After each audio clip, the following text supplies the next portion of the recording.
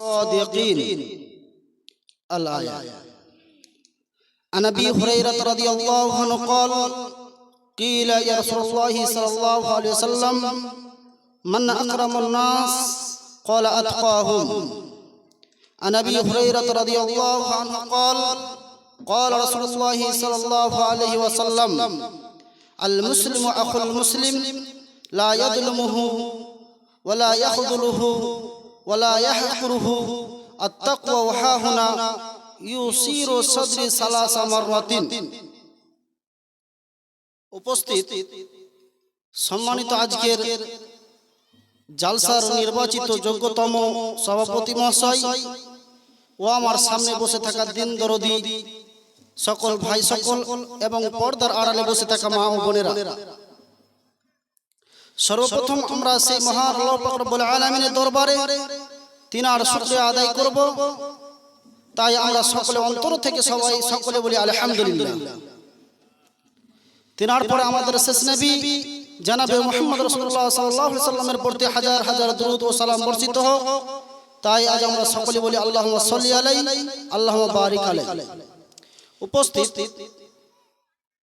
সম্মানিত আজকের দিনী সভার দিনী ভাইরা, আজকে যে আমাদের এই জালসার মাহফিলে যে আলোচনা হবে, সেই আলোচনা হবে তাকওয়া এবং জিকির প্রসঙ্গে।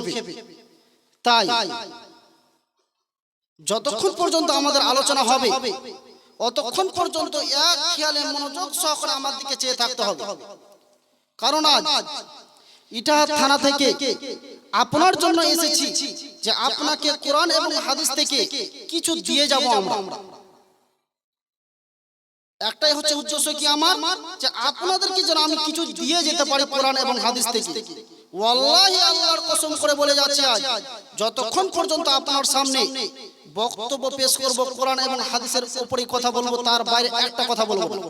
তো পূর্বে আমার একটি কথা আর কি বক্তব্য শুরুতেই, এই যে যারা এখন পর্যন্ত রাস্তাঘাটে ঘুরে বেড়াচ্ছে, আমি যে আসলাম, এই যে নাম দেওয়া হয়েছে কি বিরাট ধর্মীয় জালসা, সেখানে বিরাট ধর্মীয় জালসা না দিয়ে বিরাট ধর্মীয় মেলা দিলেও পারতেন।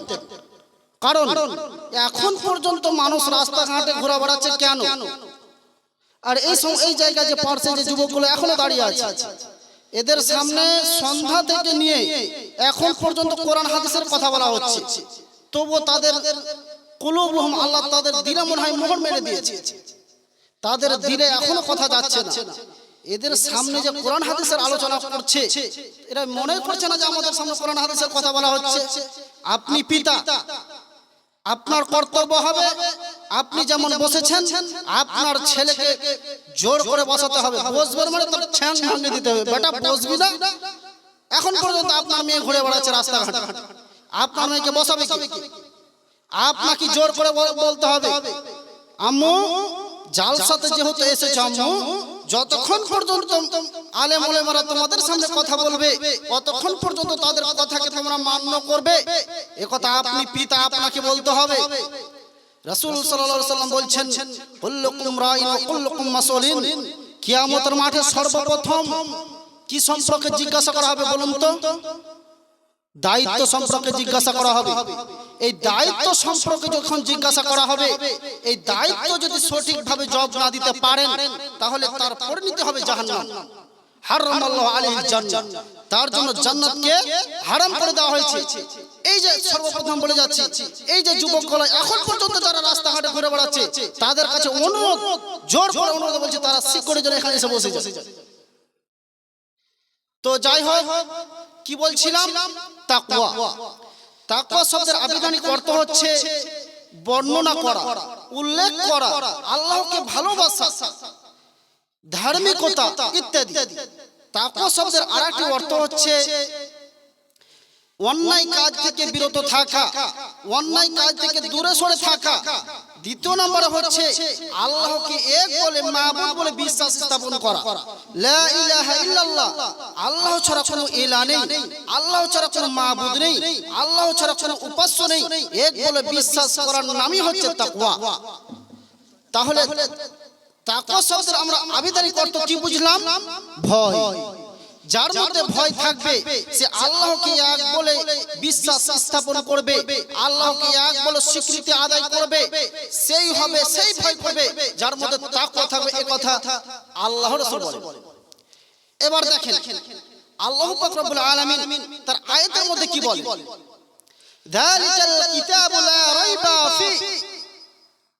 আল্লাহ তাআলা বলেন এই কিতাব এমনই কিতাব যার মধ্যে কোনো সন্দেহ নেই, এটা সৎ পথ প্রদর্শনকারী মুত্তাকিনদের জন্য। এই যে পৃথিবীর মধ্যে যাদের তাকওয়া থাকবে, যাদের ভয় থাকবে, যারা পরেশগার, যারা মুত্তাকিন, তারাই সৎ পথ অবলম্বন করতে পারবে।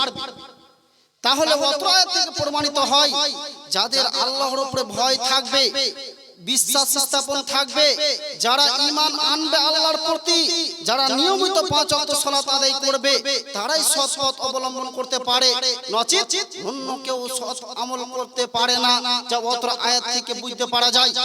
যারা এই 5 ওয়াক্ত সালাত আদায় করবে তারাই হচ্ছে ভালো মানুষ, তারাই হচ্ছে সৎ পথ অবলম্বনকারী, তারাই হচ্ছে মুত্তাকিন ব্যক্তি।